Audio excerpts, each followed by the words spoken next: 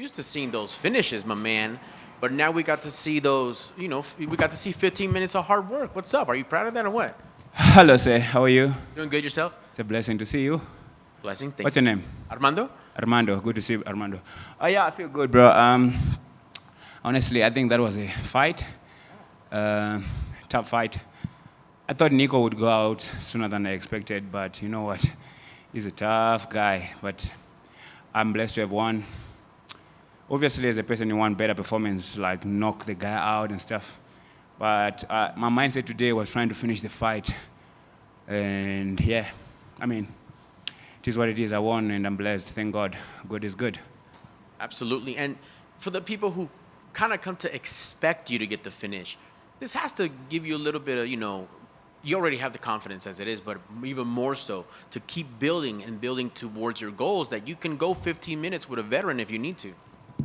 Yeah, of course. I feel good about that, but yeah, this is a tough sport. You need to be smart and win smartly and knock guys out and get out of there quicker. But sometimes guys are prepared for you. At this level, it's hard to get finishes, sometimes. And when you're blessed to have one, celebrate it, because sometimes it can go away very soon. Yeah, Niko is tough. It was a good fight for me mentally, because you know what, he took me to a place where a lot of people failed to, and it was a blessing. How close were those chokes to getting him out of there? He's a tough veteran. He knows what he's doing. When I had the rear naked choke on him first round, I kind of went off a little bit in terms of focusing on choking him, and got excited. I'm like, oh, I got him. Then he threw me on my head. I went out for a little bit, for a millisecond, and came back to life and be like, okay, cool, let's go again. But he told me that he also went out a little bit. So yeah, tough guy, tough fight. What a blessing to have shared the cage with him. Absolutely. I love the fight. And, it was back and forth. What were you most proud of tonight? Your wrestling, your grappling, top control, conditioning? I'll be honest with you. I trained for everything. But one thing I didn't want to do today, but he forced me to, was to wrestle. Because he kept hit me with that loopy hook of his. He kept hitting behind my equilibrium. So that hook was landing a lot more than I expected. I was blocking, but I was kind of missing a block. And he was hitting me. He hit me 3 times with that shot. And first round, if you saw, when we were in the clinch, I kind of pushed him away because I was like, screw this. I don't want to wrestle today. I want to strike with you. And then when he kept landing those shots, unfortunately, life happens. You start to resort to the easiest way to victory. I was, honestly, in my heart, I wanted to finish the fight. From the start to the finish, I have a point to prove. I wanted to prove a point, not to anybody but myself, that I am capable of finishing fights. It was a gritty fight. What a blessing. It's life, bro. I learned from it.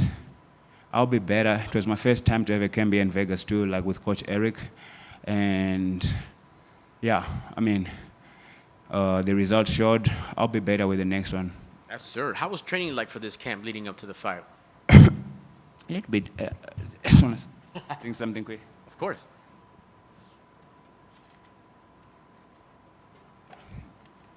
It was a little bit different. A lot more signs from the PI guys, Gavin and Becky and the rest of their team there. I'm a hard worker already, but something that I've lacked for a very long time was the science behind my hard work that I can trust. So the PI guys helped me get that comfort, walking into the PI, seeing guys like Terence Crawford training there, and everybody that trains there, and seeing their results, and in the back of my head, I thought of Terence Crawford and what he did after he was training at the PI. So I was like, what these guys doing and making me do works. And in my head, honestly, that was the thing. I was like, if he can go out there and do that and he trusts them to come and train here at the PI, these are the best, these guys are the best. And honestly, this was the best I've ever felt physically going into the fight. And then training at Extreme with guys like Sean Strickland and the rest of the team, Chris, Brad Tavares, and Michel Pereira is fighting next week. Good luck to him. Honestly, training with them, and my main training partner for this fight was Edmund Shabazin. If I can go 15 minutes with that guy is one of the best fighters. I mean, he lost his last fight, but I don't think he should have lost. Shit happens, but training with those guys give me so much confidence, seeing what they're doing and doing it with them, and still do my extra work. Just elevates me to another level mentally, you know. Not that I don't have that mindset, but when you're not training with guys at that level, you kind of like second guess yourself. Am I doing things right? Is this right? Is this wrong? And then when you train with them and you do extra, and they can tell you, the guys at Extreme, that I'm probably the hardest working guy they've ever met. And now I have science behind my hard work. I feel like the sky is the limit. I would like to come back and fight early January, latest early January. I have to end my sport out of the Apex, but I don't mind fighting at the Apex, the first card of the year, 2024, 11th of January. I'd like to have one more fight before my 34th birthday. I'm not spring chicken. I know black don't crack, I look good, but I'd like to fight on the 11th of January, start the year with a bang. I would love to fight in December if Nick Diaz and Vicente Luque, if one of them pulls out, I would love to fight one of them. I already requested before, but you know what, coming from that performance of Ramiz, I don't think it was justifiable for me to go and fight the top guys like them.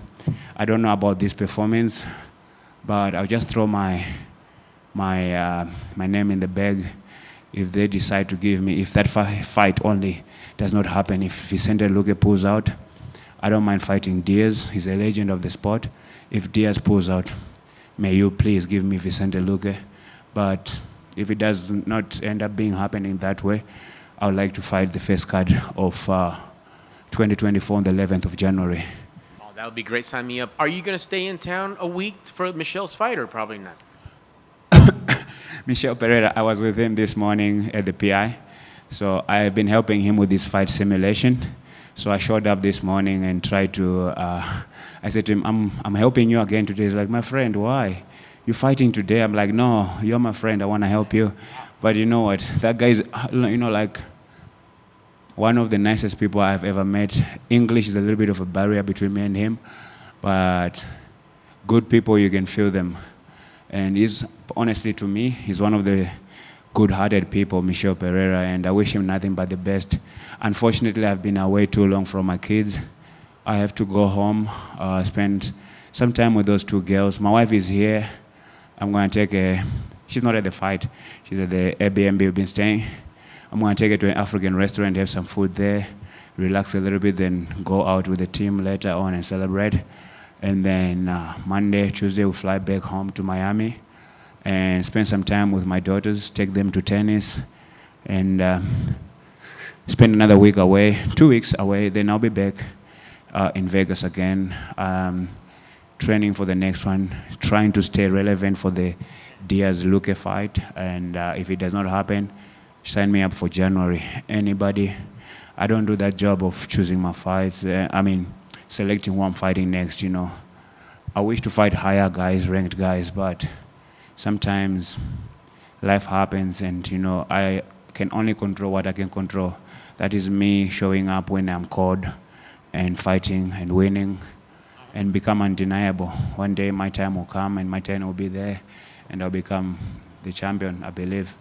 You know, as long as I keep on fighting, I believe I'm going to keep on winning. Excellent. Well, I can't wait to see you. I hope you get the fight in December and January. Keep up the great work, sir. No, one of the two. I'm not a Superman. It's either 7th of January, only if Luque or Diaz, one of them pull out, or I want to put anybody on the 11th of January, you know. Give me a test. Give me a test. You know, you saw what happened when you give me a test. I want to go to those dark places and be able to win, you know. I think for my next fight, I want to work a lot more on finishing the fight. I tried today.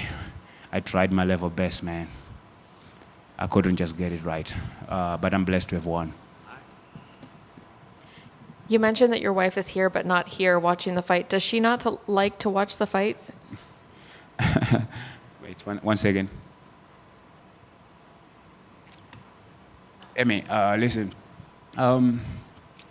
It's a little bit different. It's a little bit different, man.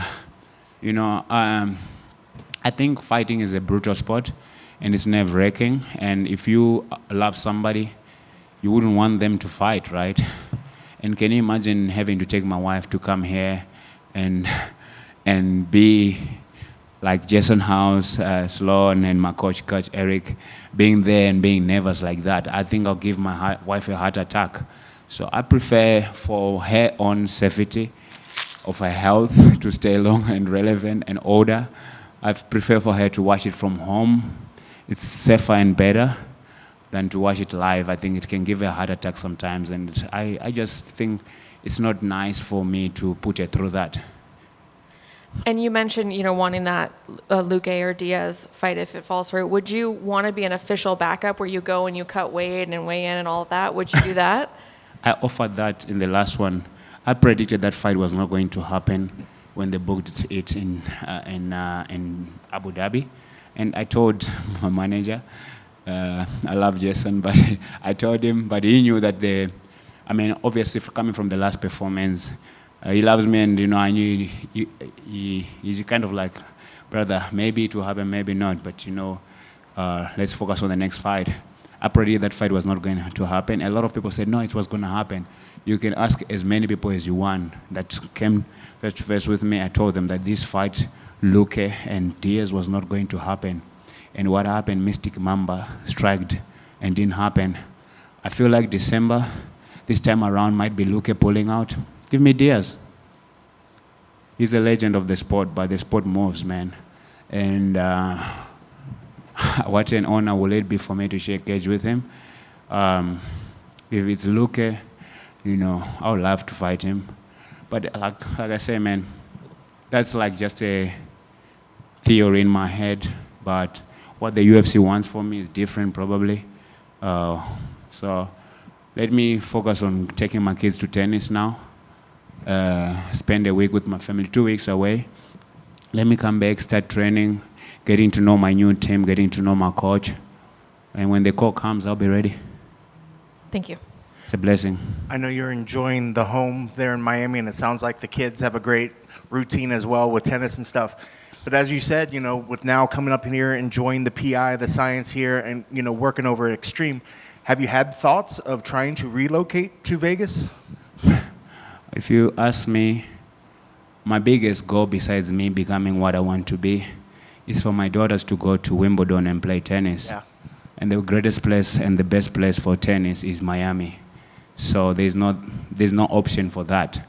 Of course, yes, I will come here and train for my fights, win my fights, but Miami is gonna stay home because of my kids. I take them to the best tennis places I can. I work hard for their tennis. So like now when I go back, I'll take my daughter again to the same place, Ricky Messi's tennis club in Boca, and she will play there for as long as I'm there. Ricky Messi is the legendary tennis coach of Venus and Serena Williams. And why not my two daughters become the new Gorimbo?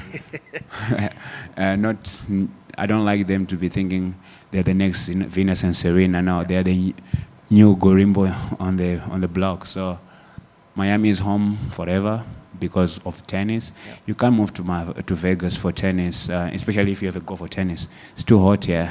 I don't think Vegas is no disrespect for anyone that lives here, but I think it's not very kids-friendly.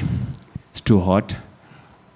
Kids want to play outside and do things, and Miami is just a perfect place for that. Why not do that there and come and handle my business? Yeah. Yep. God is good. Makes sense. I was going to say there is an Andre Agassi tennis club here as well, but you're right. It is way too hot here most of the times of the year. That being said, one last question that you said something I would love to get your thoughts. You said that he took you to a place, I want to say maybe it was mentally, that a fighter never taken you before. Can you enlighten us? What was this place and that you went? He threw me on my head when I was trying to finish him with the rear naked choke, and I went out for a little bit, and I came back to life. And you know what? That's where he took me, but it was not something I've never seen before, but it was something new for me in the UFC. I had to dog it out.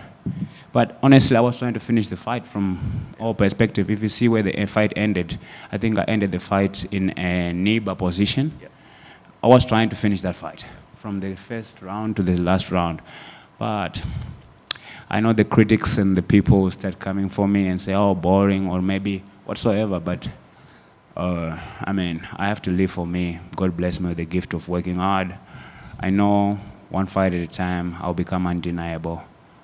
I just have to thank people that are behind me, that support me. Shout out to my coach, my wrestling coach. He's been here from South Africa for 12 weeks, or more than 12 weeks, really, helping me. We stayed in the same house for that amount of time. We irritated the shit out of each other. At times, I wouldn't want to see them. My coach Sloan and my boy Slade over there outside there, the boy you see there. You know, we stayed in a big house, the three of us, and sometimes they irritated me, but you know what? They sacrifice their time away from their family, and those are the people that need the enlightenment. And my manager, Jason House, I love that man. He gives me one of the hardest times, like a father figure to me. You know, I'm scared to tell him some things sometimes because he's that hard on me sometimes. But you know what? I'll listen to that man. He's my manager till I die. He's going to become a tennis manager too. Just saying. Only for 2 people, for my 2 girls. But at the end of the day, you know, and my coach Eric. And I just want to shout out to the guys at the PI by their names. Gavin Pratt. Listen, that man is a genius and a scientist. He made me a beast. I'm looking forward to take a little break and see how big I am actually after this. And Becky, she helped me a lot. And the rest of the team at the PI, man, the receptionist guys and the people at the juice bar. You know, I'm sometimes a hard person, but you know what, those people, man, are really a blessing. They make the PI what it is. And I just want to shout out to the UFC for allowing us to have that, you know. Because a lot of fighters like to say money, this, money, that, but hey, man, there's a lot of things that the UFC does for us that if you actually use it right and correctly, you can become anything if you use the resources right. So I want to give a shout out to the UFC and whoever that came up with the idea of the PI. And may you please open the PI in Africa. In Zimbabwe too. I mean, you gotta throw the name out there. A PI in Zimbabwe, I can organize with the land. Just organize everything else. We are hungry in Zimbabwe, just like they are hungry in Mexico. Congrats on the victory. It's a blessing. Just one for me. Congratulations on the performance. You mentioned Terrence Crawford and the work he puts out here in the PI. Is that a guy that you've had a chance to exchange some words with and maybe even learn a couple pointers from? The only way that exchange with Terrence Crawford was when we were taking a picture. I said to him, hey man, we gotta get a light on because I'm too black. And he said, hey, we are same. I mean, we are maybe slightly the same, very dark. I mean, it's a joke that, you know, us, the black guys make. It's no offense to anyone else, but it's just a joke that we made between the two of us. And he said, yeah, brother, we are the same. Let's take the picture. So that's the only way that I exchanged with him. And then seeing Mike Tyson at the PI, it was also a blessing, man, just to tell you that this place works. These are the legends. Terrence Crawford is probably one of my favorite fighters, favorite boxers. I mean, after Canelo. And it sounds very contradicting, right? But yeah, after Canelo, Terrence Crawford is one of my favorite boxers, man. He's probably the pound-for-pound best, and I still like Canelo. I think Terrence is the pound-for-pound best, and seeing him training at the PI just gives me confidence I need that, hey, the PI works, and I'm going to ride at the PI, and I become the UFC welterweight champion. It's a matter of time. Congratulations. Thank you. What a blessing it is. We're done out here. Thank you, guys. Shout out to you, Emmy. I saw some stuff that you go through. Keep your head up. It's a blessing.